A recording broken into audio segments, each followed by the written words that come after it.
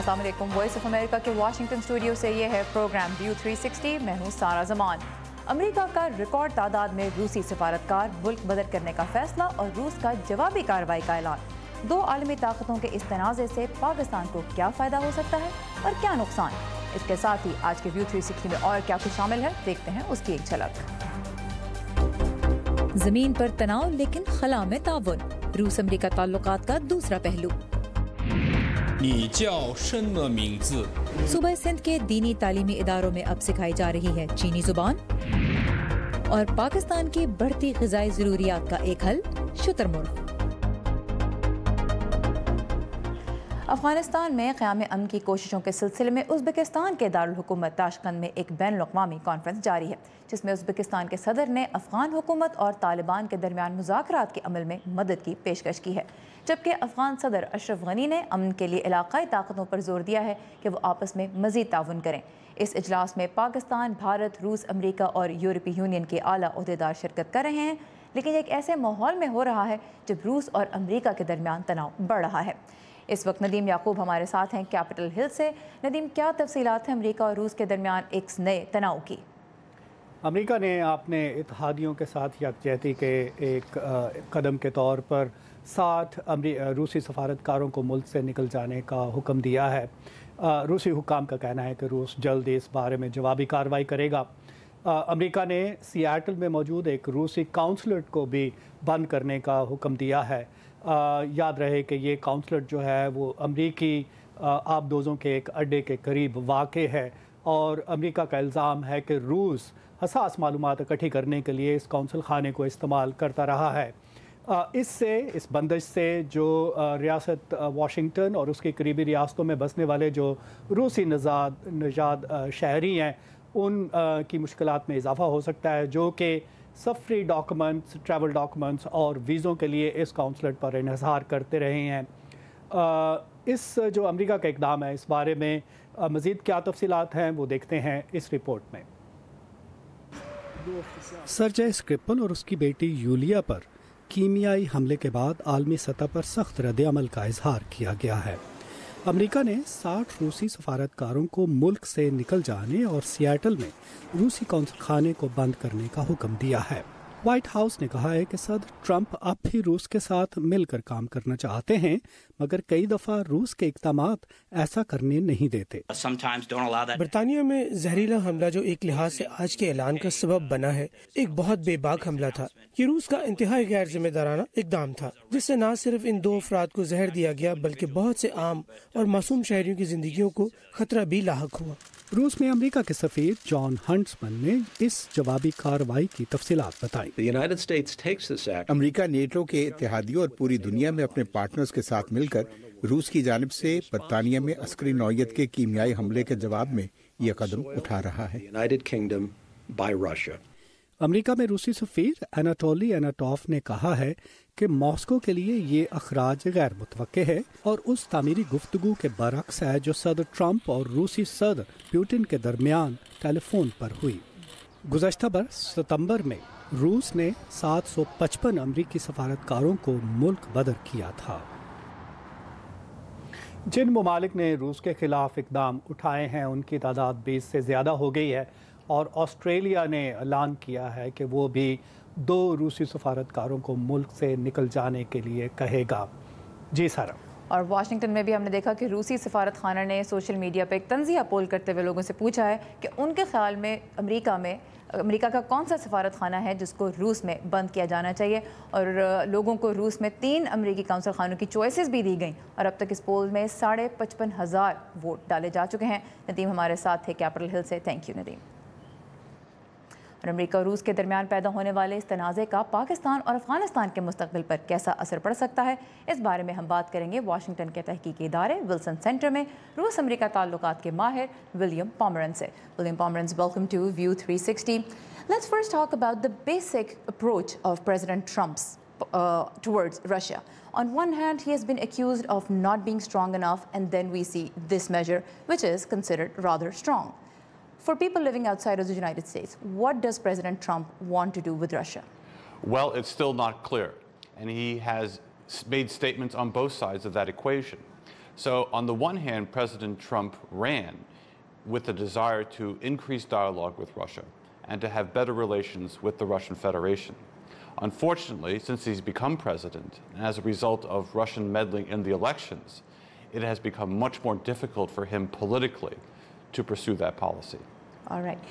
सो William Pomerance कहते हैं कि सदर ट्रंप रशिया की जानब क्या पॉलिसी अपनाना चाहते हैं, इसका कोई वाज़ेह जवाब अभी तक सामने नहीं आ रहा। उसकी वजह यह है कि इलेक्शन से पहले जब वो कैंपेन कर रहे थे तो उन्होंने वादा किया था कि वो रूस के साथ बेहतर ताल्लुकात कायम करने की कोशिश करेंगे, लेकिन इंतखाबात के बाद जब से ये बात सामने आई है कि रूस ने अमेरिका के इंतखाबी अमल में मुदाखलत की, तो उसके बाद से सदर के लिए अपना जो इंतखाबी वादा था रूस के साथ बेहतर ताल्लुकात कायम करने का, उसे पूरा करना मुश्किल हो गया। और इसकी वजह से अब हम जो देख रहे हैं वो ये है कि सदर का स्टैंड, सदर की पोजीशन इन मामलात पे अब कुछ सख्त होती नज़र आ रही है। बहरहाल कोई एक वाज़ेह जवाब नहीं है।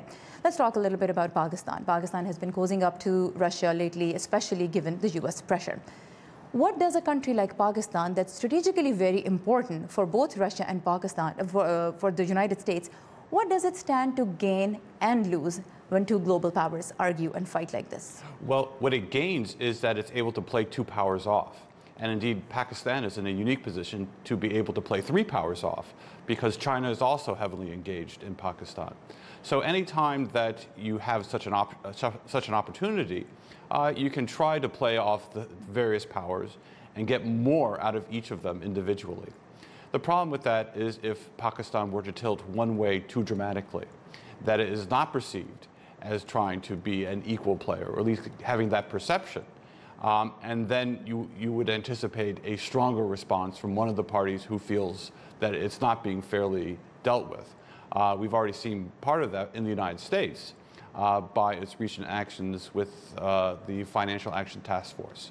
So it's a very tricky... So it's a delicate balance game as far as Pakistan is concerned. Absolutely. All right. सो जहाँ तक ये बात है कि जब दो आलमी ताकतें जैसे अमेरिका और रूस एक दूसरे के साथ तनाज़े में शामिल हो जाती हैं, तो पाकिस्तान जैसा मुल्क का क्या फ़ायदा नुकसान हो सकता है। तो विलियम पॉमरेंस ये कहते हैं कि फ़ायदा यह है कि पाकिस्तान मुख्तलिफ आलमी क़ुव्वतों से, जिसमें उन्होंने चीन को भी शामिल किया, उनके साथ अलग अलग तरह से अपना फ़ायदा हासिल कर सकता है, उनको प्ले अप कर सकता है उनके साथ अपनी रिलेशनशिप। लेकिन नुकसान उस सूरत में हो सकता है अगर पाकिस्तान किसी एक आलमी ताकत की जानिब ज़्यादा झुकाव ज़ाहिर करता है, क्योंकि उसको फिर एक बैलेंस्ड अप्रोच के तौर पर नहीं देखा जाएगा और पाकिस्तान के लिए ये एक तवाज़ुन कायम करने की एक बहुत डेलिकेट किस्म की सिचुएशन इससे पैदा होगी।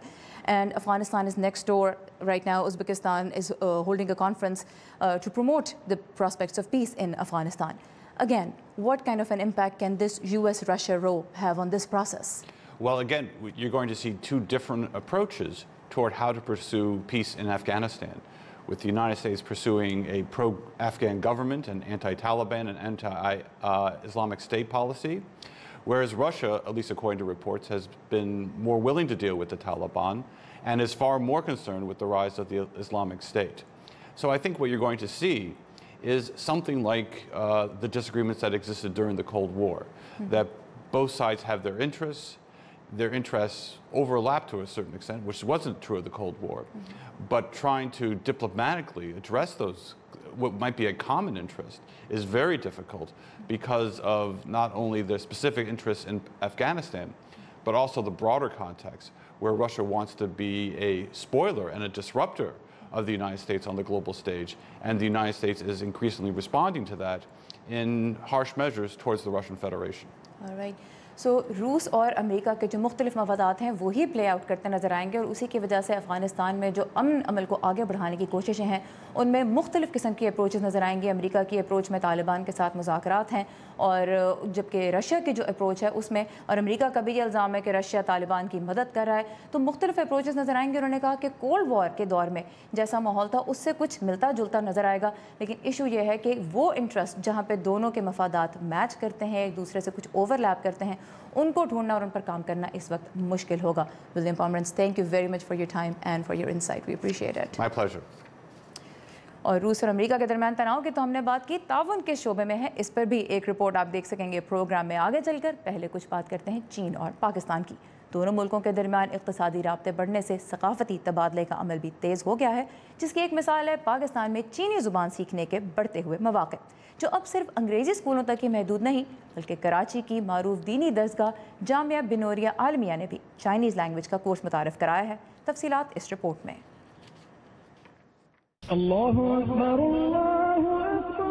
پاکستان کی مشہور دینی درسگاہ جامعہ بنوریہ میں 5000 سے زائد طلبہ کو اسلام کی تعلیم دی جاتی ہے،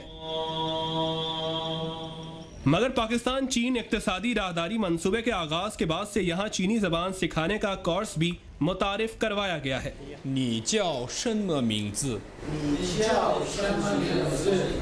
بہت سارے ہمارا چائنیز برادر یہاں پہ پاکستان میں آ رہے ہیں، لیکن اب ہم ایک اسلامی شعبے میں ہونے کے ناطے اب اسلام کے لحاظ سے، یہ تو ایک اسلامی جمہوریت ہے، اسلامی لحاظ سے اسلام کے بارے میں ان کو تاکہ کچھ واقفیت دے سکے، اسلام کے تعارف کرا سکے۔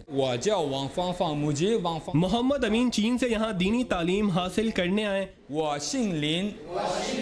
اور مدرسے کے طلباء کو چینی بولنا سکھا رہے ہیں۔ دنیا کے سب سے سخت ترین زبان شمار کیا جاتا ہے چائنیز زبان، تو خاص طور پر ابھی آپ نے سنا بھی دیکھا بھی ہے کہ پروننسیشن کے اعتبار سے، لہجے کے اعتبار سے بہت ہارڈ لینگویج ہے، سخت۔ مگر مدرسے کے طلباء کے لیے چینی زبان سیکھنے کا تجربہ انوکھا اور دلچسپ ہے۔ چائنا چونکہ پاکستان کے اندر اپنی انویسٹمنٹ کر رہا ہے، پیسہ لگا رہا ہے، کمپنیز بنا رہا ہے، تو پاکستانیوں کو بھی چاہیے کہ آگے بڑھ کے چائنیز کے ساتھ مل کے جو ہے وہ کام کریں۔ کراچی اور اندرون سندھ میں چلنے والے مدارس میں چینی زبان سکھانے کے لیے تربیت یافتہ اساتذہ کی خدمات حاصل کی گئی ہیں۔ ہفتے میں 2 کلاسز ہوتی ہیں اور کورس کا دورانیہ 4 لیول پر مشتمل ہے جو 1 سال میں مکمل ہوتا ہے۔ ای پیک میں جو ہے کافی زیادہ ورکنگ کے جو ہے نا چانسز ہمیں مل جائیں گے، ٹھیک ہے، کیونکہ ابھی کتنے سارے میرے ایسے فرینڈس ہیں جو کہ چائنیز سیکھ رہے تھے، ٹھیک ہے، اور ان لوگوں نے وہاں پہ جاب اپلائی کیا تھا، تو اس بیسکلی جو ہے نا نیڈ ہے کہ آپ کو جو ہے نا چائنیز آنی چاہیے۔ بعض طلبہ کا خیال ہے کہ چینی زبان سیکھ کر دونوں ملکوں کے عوام ایک دوسرے کی ثقافت اور خیالات کو بہتر انداز سے سمجھ سکیں گے۔ اور اب دیکھتے ہیں دنیا کے مختلف حصوں سے ملنے والی کچھ اہم خبریں آج کے ورلڈ ویو میں۔ چین کے محکمہ خارجہ نے شمالی کوریا کے سربراہ کم جونگ ان کے خفیہ دورہ چین کی میڈیا رپورٹس پر بیان میں کہا ہے کہ اس دورے کے حوالے سے معلومات مناسب وقت آنے پر جاری کی جائیں گی۔ میڈیا کی جانب سے جاری کی جانے والی فوٹیج میں مبینہ طور پر اعلیٰ سطحی کورین وفد کو ہائی سیکیورٹی میں شہر میں سفر کرتے اور ٹرین کو اسٹیشن سے روانہ ہوتے دکھایا گیا ہے۔ روسی صدر ولادیمیر پوٹن نے سائبیریا میں آتش زدگی کا شکار ہونے والے مال کا دورہ کیا۔ اس موقع پر ان کا کہنا تھا کہ حادثہ مجرمانہ غفلت کا نتیجہ ہے۔ روسی میڈیا کے مطابق حادثے میں 41 بچے ہلاک ہوئے ہیں۔ ہلاکتوں میں اضافہ حادثے کے وقت مال کے خارجی راستوں کو غیر قانونی طور پر بند کرنے سے ہوا۔ دوسری جانب لوگوں کی بڑی تعداد نے حادثے کے خلاف احتجاجی مظاہرہ کیا اور تحقیقات کا مطالبہ کیا۔ میانمار میں فوج کی 73ویں سالگرہ کے موقع پر خصوصی تقریب اور پریڈ کا انعقاد کیا گیا، جس میں 10,000 سے زائد فوجیوں نے حصہ لیا۔ اس موقع پر میانمار کے آرمی چیف نے آزادی رائے اور پریس کے لیے اخلاقی روایات پر کاربند رہنے پر زور دیا۔ میانمار کو عالمی اداروں اور بین الاقوامی کمیونٹی کی جانب سے روہنگیا مسلمانوں کے خلاف ظلم کے الزامات پر شدید دباؤ کا سامنا ہے۔ فلپائن کے دارالحکومت منیلا میں سینکڑوں مظاہرین نے ملک میں صدر روڈریگو ڈوٹرٹے کے ماورائے عدالت قتل، ٹیکس میں اضافے اور عدالتی نظام کے خلاف احتجاجی مظاہرہ کیا۔ کئی مظاہرین نے صدر روڈریگو ڈوٹرٹے کی حکومت کی مبینہ غریب مخالف پالیسیز کے خلاف سروں پر کانٹوں کے تاج پہن کر احتجاج کیا۔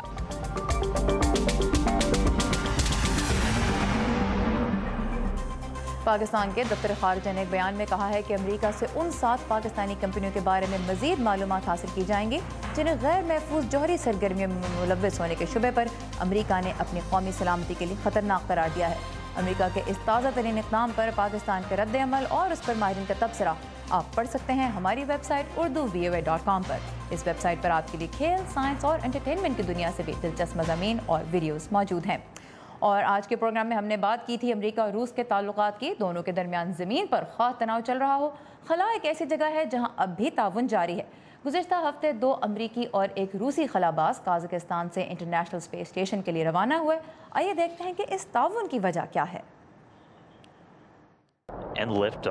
امریکی خلا باز روسی راکٹ کے ذریعے بین الاقوامی خلائی اسٹیشن پر کیوں جاتے ہیں؟ خلائی پرواز کی تاریخ دان ایمی شیرا ٹائٹل بذریعہ اسکائپ کہتی ہیں फी वक्त रूस हमारे लिए बैन अल-अक़वामी खलाई स्टेशन तक पहुंचने का वाहिद जरिया है या फिर किसी भी दूसरे इंसानी मिशन के लिए हमारा 100% इन्हिसार रूस पर है। साल 2011 में अमेरिका की आखिरी खलाई शटल की जमीन पर वापसी के बाद अमेरिका के पास इंटरनेशनल स्पेस स्टेशन तक पहुंचने के लिए अपनी कोई सवारी नहीं थी। नासा ने अपना बजट खलाई जहाजों की अगली किस्म के लिए महदूद कर दिया था। ये कहना है कैथलीन ल्यूइस का। रूस बैन अल-अक़वामी खलाई स्टेशन में शराकतदार है, इसलिए उन्हें खलाई स्टेशन तक सामान्य रसद पहुँचाने के लिए काबिल एतमाद समझा जाता है। उनके पास सायूज है जो तकरीबन 50 साल से काम कर रहा है।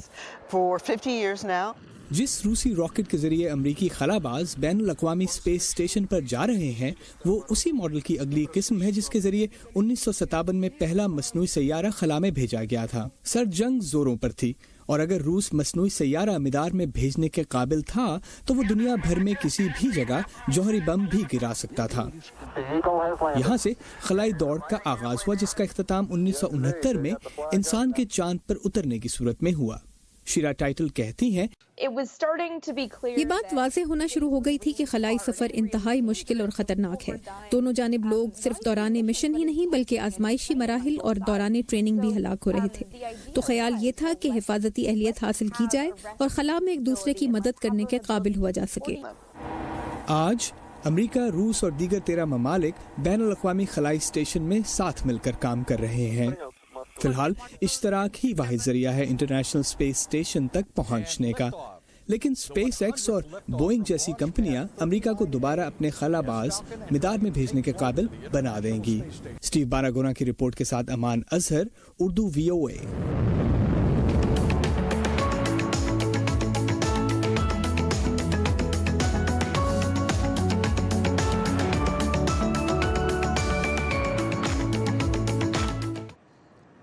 और एजुकेशन सेगमेंट की रिपोर्ट पर जाने से पहले आपको ये भी बता दें कि गुज़िश्ता हफ्ते जिस खलाई मिशन पे अमरीकी और रूसी खलाबाज निकले उस पर रूसी खलाबाज अपने साथ एक फ़ुटबॉल भी लेकर गए हैं जो जून से रूस में शुरू होने वाले फ़ुटबॉल के वर्ल्ड कप में इस्तेमाल किया जाएगा।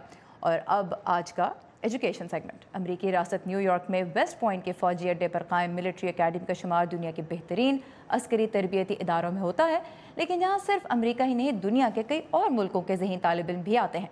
अमरीकी कैडेट्स के साथ तालीम हासिल करना उनके लिए कैसा होता है, उन्हीं की ज़बानी जानते हैं। मॉन्टीनेग्रो से ताल्लुक़ रखने वाली नवेना निकोलिच 3 साल पहले वेस्ट पॉइंट आई। ये एकेडमी 100 साल से ज्यादा अरसे से गैर मुल्की तालिब इल्मों को दाखिले दे रही है। पहला तालिब इल्म 1880 में यहाँ से ग्रेजुएट हुआ। इसका ताल्लुक ग्वाटेमाला से था। उस वक्त से अब तक 84 मुख्तलिफ मुल्कों के 478 तालिब इल्म यहाँ से ग्रेजुएट हुए हैं। ये प्रोग्राम तवील अरसे से चल रहा है। नवेना ने US मिलिट्री अकेडमी में उस वक्त दरख्वास्त दी जब उनके साथी नापलिस में नेवल अकेडमी से ग्रेजुएट हुए। मैं ट्रेनिंग शुरू होने से कुछ ही दिन पहले वेस्ट पॉइंट आई। हर चीज सही थी क्योंकि स्पॉन्सर खानदान हमारी मदद के लिए मौजूद थे। फिर ट्रेनिंग शुरू हो गई जो कि बहुत चैलेंजिंग थी क्योंकि एक सिविल से फौजी जिंदगी में दाखिल होना बहुत मुश्किल है। ये एकेडमी 1802 में कायम की गई थी। ये न्यूयॉर्क शहर के शिमाल में तकरीबन 80 किलोमीटर के फासले पर है। पुराने वक्तों में वजह ये थी कि हम गैर मुल्कों से आने वाले तालिब इल्मों की उसी तरह तरबियत करें जैसे हम अपने नौजवानों की करते हैं जो मुस्तकबिल के लीडर हैं। लेकिन अब इसमें थोड़ी बहुत तब्दीली आई है। अब मकसद ये है कि एक फ़र्द की उसी तरह तालीब व तरबियत की जाए जिनसे वो बेहतर हो सकता है ताकि वो अपने मुल्कों में अपने साथ ये लेकर जा सके। मैं अपने यूनिट के साथ अफगानिस्तान जाना चाहती हूँ। मेरे ख्याल में इस तरह की ट्रेनिंग एक फौजी के मुस्तकबिल के लिए जरूरी है। अमरीकी कानून इस मिलिट्री अकेडमी में 60 गैर मुल्की तालिब इल्मों के दाखिले की इजाज़त देता है, जिसमें कुल 4400 कैडेट्स ज़ेर तालीम हैं। इन गैर अमरीकी तालिब इल्मों को उनकी हुकूमतें स्पॉन्सर करती हैं। अब यहाँ 30 मुख्तलिफ मुल्कों के 54 गैर मुल्की तालिब इल्म पढ़ रहे हैं। लेकिन गैर मुल्की तालिब इल्मों के लिए सबसे बड़ा चैलेंज अंग्रेजी जुबान में महारत है। नवेना निकोलिच के लिए मॉन्टीनेग्रो फौज में अपना करियर शुरू करने के लिए वेस्ट पॉइंट एक अच्छा आगाज है। वो 2019 में यहाँ से ग्रेजुएट होंगी। मेलिना जिवरिच की रिपोर्ट के साथ नीलोफर मुगल, उर्दू VOA। कहते हैं कि खबरें तो भाई लोकल होती हैं। لیکن جب ہمارے اور دنیا بھر کے مسائل ایک سے لگنے لگے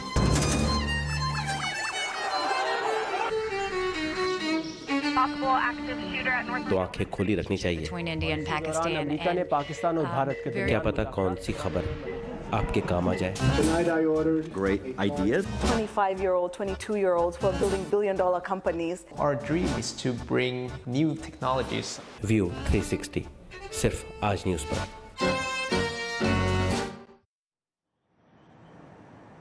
مرغ مسلم نہیں بلکہ شتر مرغ مسلم. تیار ہیں اس کے لیے آپ؟ پاکستان میں بڑھتی ہوئی آبادی کی غذائی ضروریات پوری کرنے کے لیے اب شتر مرغ فارمنگ کو فروغ دیا جا رہا ہے، جس کے لیے پنجاب حکومت 10,000 روپے فی چوزہ سبسڈی بھی دے رہی ہے. آئیے چلتے ہیں لاہور میں شتر مرغ کے ایک فارم پر اور دیکھتے ہیں کہ اس غیر ملکی جانور کو مقامی سطح پر کیسے پالا جا رہا ہے.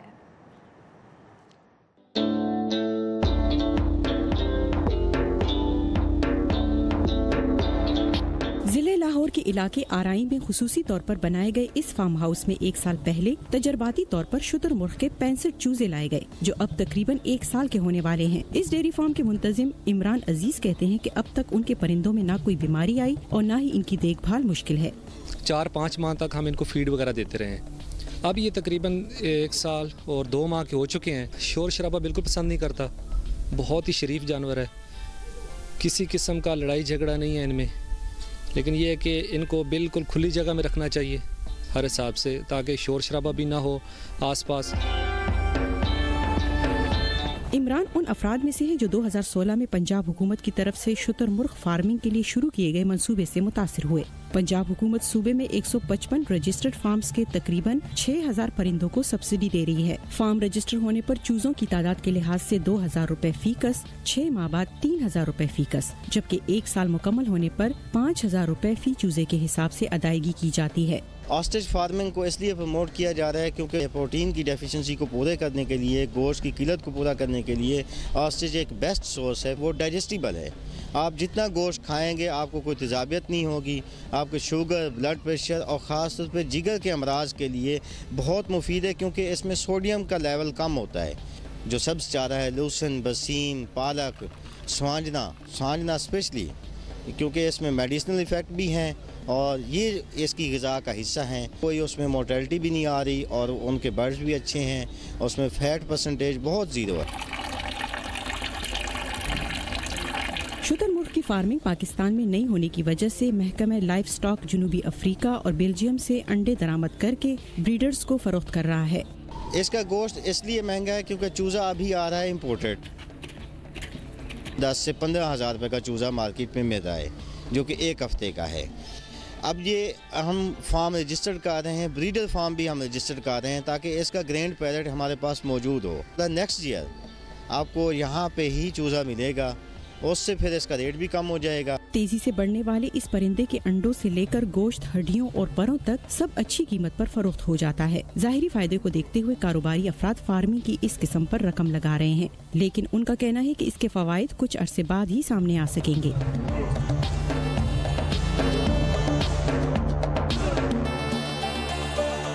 بس اب شتر مرغ پکانے کی اچھی ریسیپیز ڈھونڈنی پڑیں گی.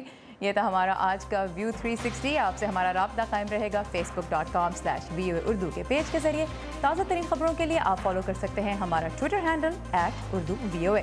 سارا زمان کو اجازت دیجیے. خدا حافظ.